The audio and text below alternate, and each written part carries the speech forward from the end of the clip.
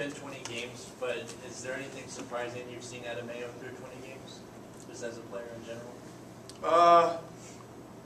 You know, I'm gonna always rag on his defense. I mean, that's just the way it is. Because I just think it's really important that you know, players with real ability become really good all-around players, and he's doing some better things defensively. But and it's not just him. Make sure you know, understand.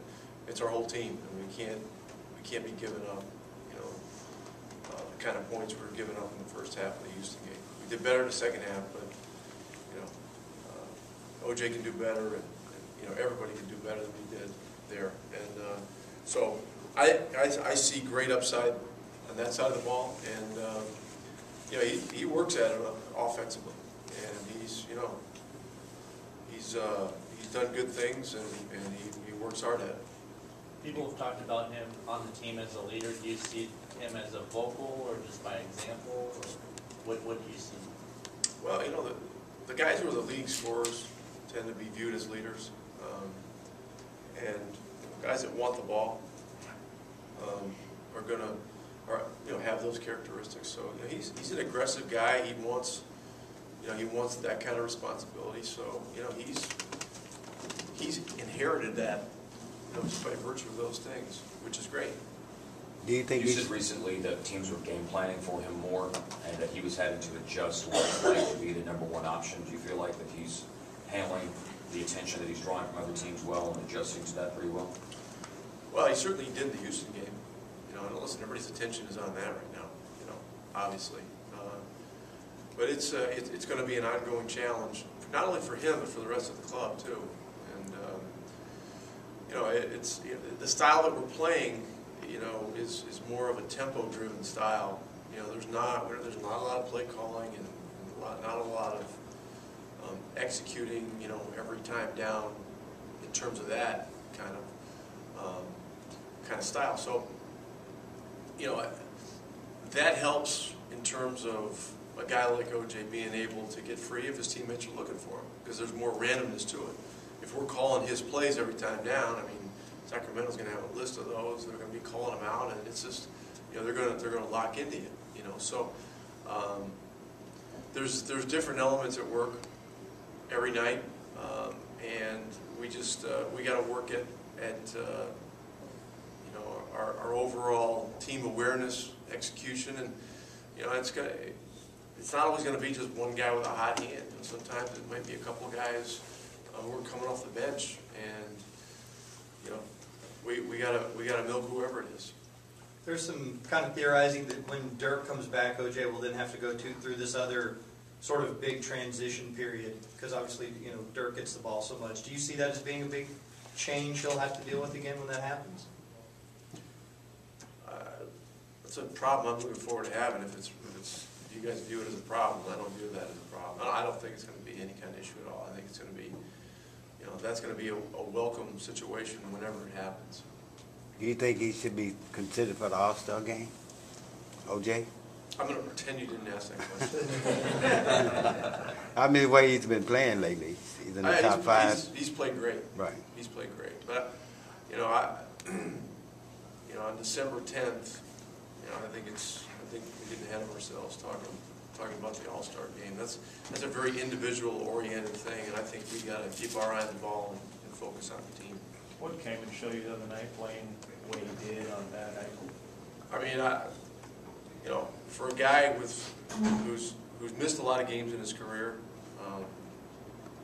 and is, you know, probably was not expected to play in that situation. There was a lot of guts on his part, and you know, when it happened the other night in Phoenix, and we were in the training room after the game talking about it, and you know, they have these ice machines now. You can hook up to, you know, an ankle or a knee or whatever, and you know, they compress and they run freezing cold water in and out and stuff. And Dirk was saying to me after the game, you know, if you hook your ankle up to that and wake up every 2 hours at night and turn it on for 15 minutes, you know, the swelling will go out of there a lot quicker and you'll be able to play faster. And I was listening to this, you know, and yeah, Chris said, you know, geez, I've never done that, you know. And so that night in Phoenix, he did exactly that.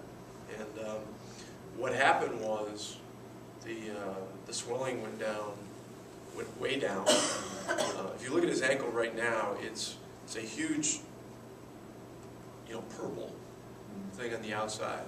I mean, it's almost glowing purple, which is good, which means that the body has moved fluids in and out of there, and it's on its way to getting better. Back to the original question, it was huge for the team because we needed every ounce that anybody could give us in that particular game. We're very appreciative of being here less than 2 weeks. What type of impact has he had on your team, not only on the court but in the locker room? Well, he's you know, he's had positive impact. If you look at the stats, he's been a plus in every game, I believe. And that's disregarding, you know, his shooting stats, which have been up and down in some of the games. He just gives, you know, just having that extra experience helps. And you know, we've won 3 out of 4 games since he's been here, which is key because we've been trying to climb out from being below 500. And you know, tonight's another effort to jump actually out of that hole. And you know, experienced guys help. They help. Just with his approach, you know, professionally, what he's helped give us defensively with experience. We've changed some of our schemes, or we've adjusted some of our schemes recently to some things that he's done in the past, which is he's been able to help the guys in that area. So it's just, you know, a lot of little things that are positives become meaningful. In what way has he helped narrow college since he arrived? Well, it strengthens the position, you know, and I think it just helps Carlson to be able to come off the bench. You know, I just think it's going to make him a stronger player. It's going to make our team a stronger team. And again, I give you the whole spiel about our starting 8. We had those 2 guys finish in the game the other night in Houston, and I mean, that's going to happen. I'm not going to say it's going to happen more often than not, but it's going to happen a lot. Those 2 guys are going to be out there when it really counts. Anything else? Did Dirk have any doctor's advice for Marion or Dojo? I don't know. I was not privy to those conversations.